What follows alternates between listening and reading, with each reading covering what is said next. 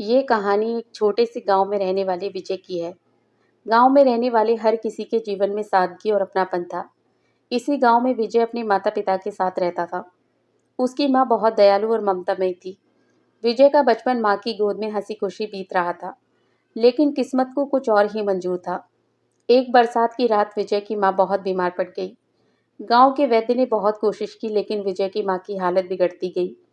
विजय अपनी माँ के सिरहाने बैठा रोता रहा, माँ मुझे छोड़कर मत जाओ। लेकिन माँ की सांसें थम गई। विजय की दुनिया अंधेरे में डूब गई। उसके पिता भी पूरी तरह टूट गए थे, लेकिन विजय के लिए उन्हें मजबूत बनना पड़ा। कुछ महीने बीत जाने पर विजय की देखभाल के लिए पिता ने अपने रिश्तेदारों की सलाह पर दूसरी शादी कर ली। उनकी नई पत्नी का नाम था रेखा। रेखा सीधी सादी और मेहनती महिला थी, लेकिन विजय के मन में ये डर था कि सौतेली माँ कभी अपनी औलाद से प्यार नहीं करती। गांव के लोग भी विजय को तरह तरह की बातें सुनाती, जिससे उसका डर और बढ़ गया। पिता की दूसरी शादी के बाद विजय और रेखा के बीच एक दीवार सी खड़ी हो गई। विजय रेखा से बात नहीं करता था, खाना भी अलग बैठकर खाता था और स्कूल से लौटकर सीधा अपने कमरे में चला जाता था। रेखा ने कई बार कोशिश की, लेकिन विजय ने कभी दिल से उसे अपनाया ही नहीं। वह अपनी माँ की तस्वीर के सामने बैठा रहता और आंसू बहाता रहता। लेकिन रेखा ने हार नहीं मानी। वह रोज विजय के लिए उसकी पसंद का खाना बनाती, उसके कपड़े धोती, स्कूल का बैग तैयार करती और रात को उसके सिरहाने बैठकर कहानियां सुनाने की कोशिश करती। लेकिन विजय चुपचाप करवट बदल लेता।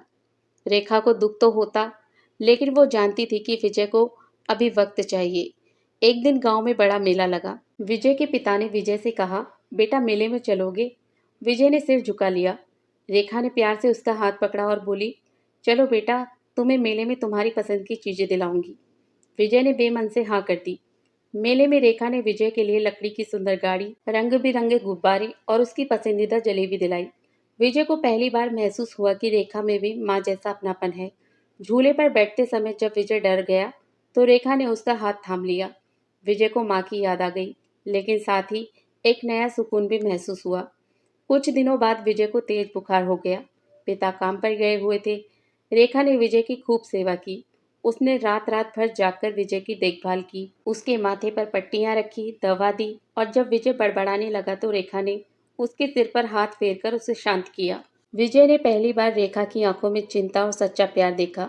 विजय की तबीयत ठीक होने लगी। अब वह रेखा से बातें करने लगा, उसके साथ रसोई में बैठता, स्कूल की बातें करता और कभी कभी रेखा की मदद भी करता। रेखा ने विजय को पढ़ाई में भी मदद करनी शुरू कर दी। एक दिन स्कूल में विजय की पेंटिंग प्रतियोगिता थी। रेखा ने उसके लिए रंग और ब्रश खरीदे और रात भर उसके साथ बैठकर पेंटिंग पूरी करवाई। विजय ने प्रतियोगिता में पहला स्थान पाया और जब उसने ट्रॉफी रेखा को दी तो उसकी आंखों में आंसू आ गए। गांव के लोग अब विजय और रेखा का रिश्ता देखकर हैरान थे। एक दिन गांव की एक महिला ने विजय से पूछा, बेटा तुम्हारी सौतेली माँ तुम्हें कितना प्यार करती है ना? विजय ने मुस्कुराकर जवाब दिया, अब वह मेरी सौतेली माँ नहीं, मेरी माँ है। गांव वालों की सोच बदलने लगी।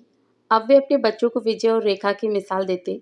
एक बार विजय के पिताजी को काम के सिलसिले में कई दिनों के लिए शहर जाना पड़ा।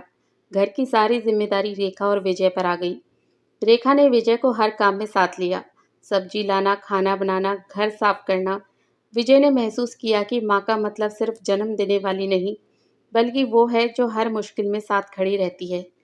समय के साथ विजय और रेखा के बीच गहरा रिश्ता बन गया। विजय अब रेखा से अपनी हर बात साझा करने लगा, अपनी परेशानियां बताता और रेखा भी उसे अपने बेटे की तरह प्यार करती। एक दिन विजय ने रेखा से पूछा, माँ क्या आप मुझे सच्चे दिल से अपना बेटा मानती हैं? रेखा ने उसे गले लगाकर कहा, बेटा, माँ का रिश्ता दिल से होता है, खून से नहीं। दोस्तों, विजय की कहानी ने गांव के लोगों की सोच बदल दी। अब गांव में कोई भी सौतेली माँ को बुरा नहीं कहता था। विजय और रेखा का रिश्ता सबके लिए मिसाल बन गया। इस कहानी से हमें ये सीखने को मिलता है कि प्यार और अपनापन किसी भी रिश्ते को मजबूत बना सकता है। माँ सिर्फ जन्म देने वाली नहीं होती, बल्कि वो होती है जो दिल से अपनाती है। रिश्ते खून से नहीं, दिल से बनते हैं। अगर दिल में सच्चा प्यार और अपनापन हो तो कोई भी रिश्ता दुनिया का सबसे खूबसूरत रिश्ता बन सकता है। सौतेली माँ भी सगी माँ की तरह ममता और प्यार दे सकती है। बस ज़रूरत है विश्वास और समय की। दोस्तों, आपको ये कहानी कैसी लगी हमें कमेंट करके ज़रूर बताएं और वीडियो को लाइक और शेयर भी ज़रूर कर दीजिएगा और हमारे चैनल को भी सब्सक्राइब ज़रूर कर लीजिएगा।